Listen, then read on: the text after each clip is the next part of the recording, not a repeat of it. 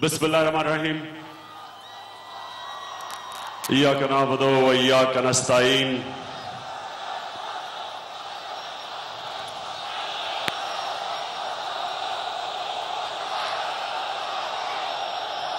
माशाअल्लाह, सियालकोट के शहरियों, मैं इस शानदार इस्तकबाल का आपका शुक्रिया अदा करना चाहता हूं। दुआएं हैं आपके लिए, जिंदा लोग हैं आप, सियासी शऊर रखने वाले लोग हैं। मैंने सारे रास्ते में दुकानों में देखा, सारी जगह लोग दुकानों से बाहर खड़े थे। मैंने बुजुर्गों को देखा, मैंने सबसे ज्यादा नौजवानों को देखा।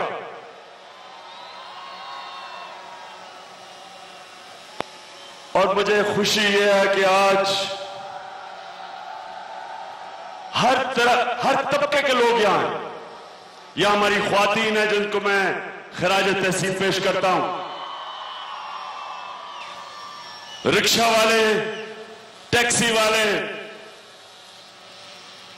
यहां मुसीब बरादरी है, उनको मैं खुशामदीद कहता हूं। और आज मैं चाहता हूं कि आराम से और तहम्मुल से आज मेरी आप बात सुने, ताकि मैं आपको बताऊं कि एक तरफ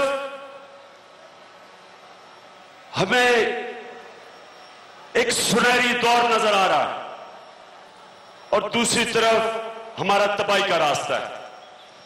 इसको अंग्रेजी में कहते हैं क्रॉस रोड्स। जब एक माशरा एक उस मोड़ पे खड़ा हो जाता है कि वो सीधा नहीं जा सकता, या वो एक रास्ता लेता है और या वो दूसरा रास्ता लेता है। मैं आराम से चाहता हूं कि आप सब सुने। मुसलमान जब नमाज पढ़ता है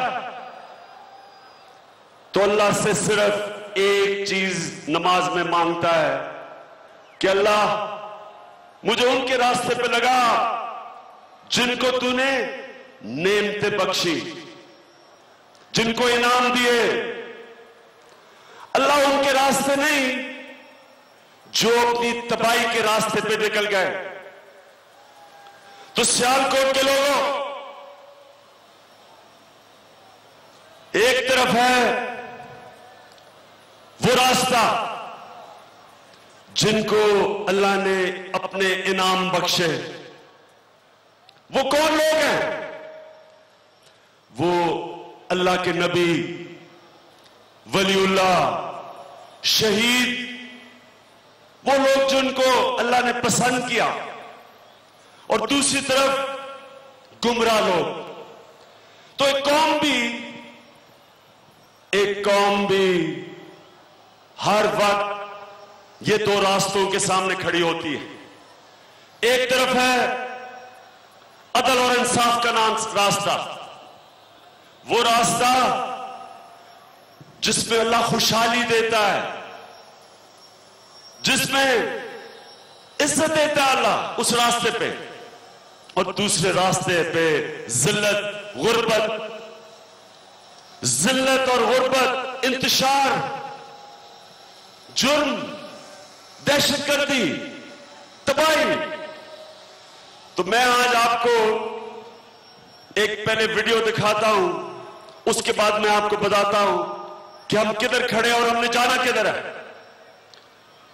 ये जरा वीडियो देखें। ये कल नवाज शरीफ ने एक स्टेटमेंट दिया, जरा मैं ये सुन लें और फिर मैं आपको आगे मजीद बात करता हूं। वज़ीर आज़म ने कहा कि इतने घपले और करप्शन के स्कैंडल हैं कि अगर तहकीकात की जाए तो सारा इसी में चला जाएगा। इतना कुछ प्रोब होने वाला है, इतने घपले हैं, इतने यहाँ करप्शन के स्कैंडल्स हैं कि जितना कहा जाए उतना कम है। सुना, ذرا غور سے سنیں پھر. انہوں نے کہا کہ اتنے کرپشن کے سکینڈل ہیں کہ اگر آدمی ان کے اوپر اگر کرپشن کے اوپر توجہ دے تو اور کوئی کام نہیں کر سکتا. میں پاکستانی ہوں. میں جب بڑا ہو رہا تھا پاکستان سب سے تیزی سے اس خطے میں ترقی کر رہا تھا. ہم سب سے تیزی سے آگے جا رہے تھے. پاکستان کا جو سالانہ آمدنی تھی وہ سنگاپور کے برابر تھی. نوجوانوں یہ سنو آپ, پاکستان کی جو اوسط آمدنی تھی وہ تقریباً $400-500 تھی, سنگاپور کے برابر. وہ سنگاپور آج کدھر کھڑا ہے اور پاکستان کدھر کھڑا ہے؟ 50 سال کے بعد پاکستان کی اوسط آمدنی $1,500 سے $2,000 ہے. جانتے ہیں سنگاپور کی اوسط آمدنی کیا ہے؟ $50,000 اوسط آمدنی. یعنی ہر سنگاپور کا شہری اس کی آمدنی $50,000 ہے. پاکستان کی $1,500 سے $2,000 ہے. کیا ہوا؟ سنگاپور کو ایک لیڈر ملا, اس نے سنگاپور میں عدل اور انصاف قانون ٹھیک کیا, ادارے مضبوط کیے. اور یہ جو بھی میاں نواز شریف کہہ رہے تھے کہ یہاں کرپشن اتنی ہے, ہم کیا کریں؟ اگر ہم کرپشن کے اوپر ہاتھ ڈالتے ہیں تو ڈیولپمنٹ نہیں ہو سکتی. سنگاپور میں اس نے کرپشن پہ ہاتھ ڈالا, ادارے مضبوط کیے, اور وہ ڈیولپمنٹ ہوئی جو میں آج آپ کو بتا رہا ہوں کہ وہاں اوسط آمدنی $50,000 ہے. تو کیا ہوا؟ ادھر تو انہوں نے جب کرپشن پہ ہاتھ ڈالا تو وہ تو ڈیولپمنٹ ہوئی, وہ تو ملک آگے نکل گیا. آج پاکستان کی ایکسپورٹ $20 ہے. جانتے ہیں سنگاپور کی ایکسپورٹ کیا ہے؟ سنگاپور کی آبادی 40-50 لاکھ ہے, پاکستان کی آبادی 20 کروڑ ہے. سنگاپور کی ایکسپورٹ پاکستان کی ایکسپورٹ ہے $20 ارب. سنگاپور کی ایکسپورٹ جانتے ہیں کیا ہے؟ $520 ارب. میں یہ آپ کو بتا رہا ہوں کہ جو ملک اپنی کرپشن کو ختم کرتے ہیں, انصاف کا نظام لے کے آتے ہیں, ادارے مضبوط کرتے ہیں, وہ خوشحال ہوتے ہیں. ادھر خوشحالی آتی ہے, ادھر ڈیولپمنٹ ہوتی ہے. یہ جو نواز شریف ابھی کہہ رہے تھے کہ ہم کرپشن کو پکڑیں یا ڈیولپمنٹ کریں, جب آپ کرپشن کو نہیں پکڑتے میاں صاحب تو ڈیولپمنٹ ہوتی ہے وہ صرف آپ کے ذاتی بینک اکاؤنٹس میں ہوتی ہے. آپ کے میفیئر فلیٹس بنتے ہیں, آپ کی ذاتی فیکٹریاں بنتی ہیں, قوم غریب ہو جاتی ہے, چھوٹا سا طبقہ امیر ہو جاتا ہے, ملک آگے نہیں بڑھ سکتا. تو یہ ملک بنا تھا, کبھی نہ اس چیز کو بھولنا, یہ ملک بنا تھا کہ ہم نے ایک مثالی اسلامی فلاحی ریاست بنانی تھی. تو جو اسلامی فلاحی ریاست مدینہ کی تھی, ادھر سب سے بڑی چیز کیا تھی؟ عدل اور انصاف. کیا تھا ان کے پاس؟ مجھے بتائیں, عربوں کے پاس کیا تھا؟ ابھی تو 13 صدیوں کے بعد تیل ملا تھا, وہ تو ریگستان تھا. تو کیا چیز تھی وہاں؟ کون سی ٹیکنالوجی آئی؟ کدھر سے انویسٹمنٹ آئی؟ کیا ہوا کہ وہ دنیا کی عظیم ترین سپر پاور بن گئے, 700 سال تک دنیا کی پاور بنے رہے. کیا تھا؟ عدل اور انصاف, ادارے مضبوط کیے. ان کا جو لیڈر تھے صادق اور امین تھے, سچے اور ایماندار, اور انہوں نے جب ادارے مضبوط کیے تو مسلمانوں کے انصاف کا نظام ایسا تھا کہ جو دوسری قومیں تھیں وہ مسلمانوں جب رومن امپائر گر رہا تھا یا پرشین امپائر گر رہا تھا، دوسری قومیں دعوت دیتی تھی ان کو، کیونکہ مسلمانوں کا انصاف کا نظام اچھا تھا۔ تو یہ ہے وہ پاکستان جو ہم نے اس ریاست کی شکل میں بنانا تھا، جدھر ہم نے ایک ایسا نظام لے کے آنا تھا، جدھر ایسا عدل اور انصاف کا نظام تھا کہ یہاں خوشحالی آنی تھی۔ یہاں جس طرح مدینہ کی ریاست میں ایک وقت آیا کہ زکوٰۃ لینے کے لیے لوگ نہیں ملتے تھے، تو سیالکوٹ کے لوگوں، یہ ہے ہمارا راستہ۔ دو راستے، تباہی کا راستہ ہے، اسی راستے پہ چلتے رہیں۔ ایک چھوٹا سا ٹولہ آئے، حکومت کرے، پیسے بنائے، پیسہ ملک سے باہر بھیجے، منی لانڈرنگ کرے، اپنی ذات کو فائدہ پہنچائے، اور قوم غریب ہوتی جائے، نہ قوم کو تعلیم دے، نہ اپنے کسانوں کا دھیان رکھے، نہ لوگوں کے لیے ہسپتال بنائے، نہ نوجوانوں کے لیے روزگار کا بندوبست کرے۔ قوم غریب ہوتی جائے، مقروض ہوتی جائے، پیسے چوری کر کے جب باہر جائیں گے تو ملک کو قرضے لیے، IMF سے قرضے لو، قرضے واپس کرنے کے لیے لوگوں پہ ٹیکس لگاؤ کہ قیمتیں بڑھیں گی، غریب اور مزید غریب ہوگا، غربت بڑھے گی۔ یہ ہے ہماری تباہی کا راستہ۔ جب ہم قرضے جن ملکوں سے لیں گے، ہم اپنی آزادی کھو بیٹھیں گے۔ ہمیں پوچھے کہ یہاں اتنی مہنگی بجلی ہے، ایران ساتھ والا ملک تھا، گیس دینے کے لیے تیار تھا، کیوں نہیں ہم نے ایران سے گیس لی؟ کیونکہ جن لوگوں سے ہم قرضے لے رہے تھے وہ ہمیں اجازت نہیں دیتے تھے کہ ہم ایران سے گیس پائپ لائن لگا کے تو گیس لیں۔ تو جن لوگوں سے ہم قرضے لے رہے تھے وہ ہمیں حکم کرتے تھے، وہ حکم جو ان کی فورن پالیسی کے ساتھ ہے، جو ہماری عوام کے خلاف تھے، جو ہماری عوام کو غربت میں ڈال رہے تھے۔ قرضے لیتے ہیں، کوئی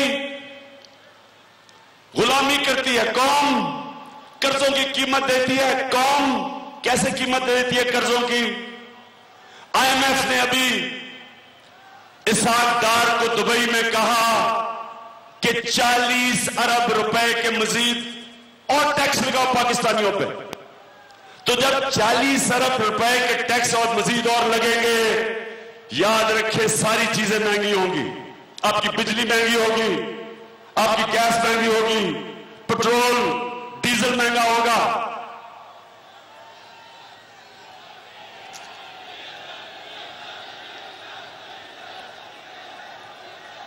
اور اس لیے میرے پاکستانیوں، آج ہم بڑے اہم موڑ پہ کھڑے۔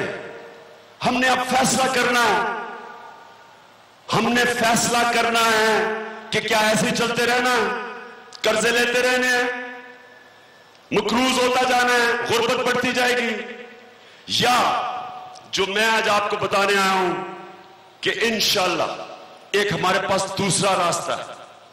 دوسرا راستہ یہ کہ ہم اپنے ادارے مضبوط کریں۔ نواز شریف جب کہتا ہے کہ ہم کیا کریں، کرپشن اتنی زیادہ ہے، نواز شریف آپ کچھ نہیں کر سکتے، کیونکہ اگر آپ کرپشن ختم کرنے کے لیے قدم اٹھائیں گے آپ خود پکڑے جائیں گے۔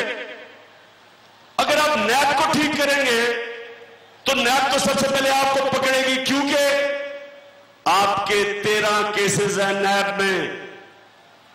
اگر آپ نیب کو ٹھیک کریں گے تو نیب تو آپ کے ساتھ بڑے بڑے لوگ بیٹھے ہوئے ہیں، وزیر بیٹھے ہوئے ہیں، آپ کے پاس ایسے لوگ بیٹھے ہوئے ہیں جو پکڑے جائیں گے۔ تو جو قومیں ترقی کرتی ہیں وہ ادارے مضبوط کرتی ہیں، اور ادارے مضبوط وہ کر سکتا ہے جس کو خود فکر نہ ہو، اس کو خود فکر نہ ہو کہ اگر انصاف کا نظام ٹھیک ہوگا تو وہ خود پکڑا جائے گا۔ इंशाअल्लाह ये जो दूसरा रास्ता है, ये है पाकिस्तान के मुस्तकबिल का रास्ता, खुशहाली का रास्ता।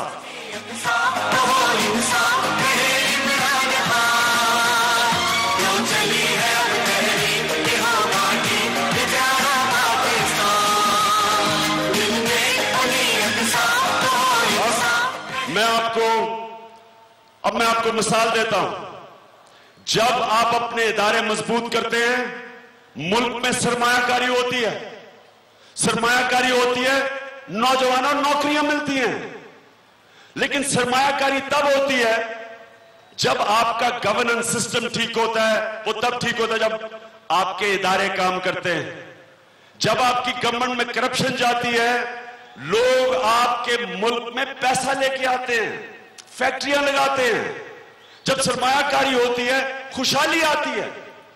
तो पख्तूनख्वा की मैं आज आपको मिसाल देने लगा हूं कि हमारी तकरीबन 4 साल हुकूमत हुई। मैं आज आपको पख्तूनख्वा की मिसाल देता हूं कि पहली दफा पाकिस्तान में यह पहली दफा हुआ कि प्राइवेट स्कूलों से बच्चे गवर्नमेंट स्कूलों में आए हैं। यह पहली दफा हुआ है 34,000 बच्चे गवर्नमेंट स्कूलों से प्राइवेट स्कूलों से गवर्नमेंट स्कूल में गए हैं। और इससे भी बड़ी बात कि एक हमारा एमपीए ज़ियाउल्लाह बंगश, उसने एमपीए ने अपनी बेटी प्राइवेट स्कूल से निकाल के गवर्नमेंट स्कूल में डाली।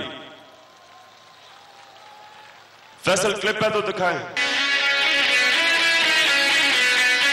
पीटीआई के नारे के ऐन मुताबिक महकमा तालीम खैबर पख्तूनख्वा वाकई गया है।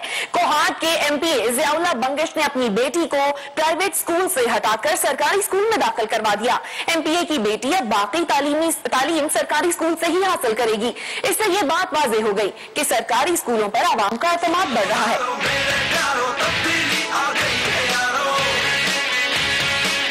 अच्छा, अब मैं दूसरा दिखाता हूं आपको कि पहली दफा आप देखेंगे कि प्राइवेट हॉस्पिटल से पख्तूनख्वा में लोग गवर्नमेंट हॉस्पिटल में जा रहे हैं। ये जरा देखें, हैदराबाद मेडिकल कॉम्प्लेक्स में हम मौजूद हैं और अब जहां पर हम आए हैं इसने तो हैरान ही करके रख दिया। यकीन कीजिए मैं नहीं बल्कि मेरी पूरी टीम ही हैरान थी कि हम कहां आ गए हैं। हॉस्पिटल है क्या? ये वाकई हॉस्पिटल है? और ये क्या हॉस्पिटल की वाकई ओपीडी है? आपको मैंने म्यू हॉस्पिटल की एक ओपीडी दिखाई थी, मैंने आपको सर्विस हॉस्पिटल की एक ओपीडी दिखाई थी। जनाब खैबर पख्तूनख्वा की ओपीडी है। जरा गौर से देखें कि जब कोई यहाँ आएगा और चेकअप करवाने के लिए गवर्नमेंट हॉस्पिटल में आएगा तो क्या आप यकीन कर सकते हैं कि गवर्नमेंट हॉस्पिटल की ओपीडी है? ये पंजाब गवर्नमेंट जो बड़े दावे करती है और ये जो सिंध गवर्नमेंट बड़े दावे करती है हेल्थ रिफॉर्म्स के, जनाब ये है रिफॉर्म्स। जरा गौर से देखिए, ये ओपीडी है और ये पता कितने अरसे में बनी है? ये सिर्फ 4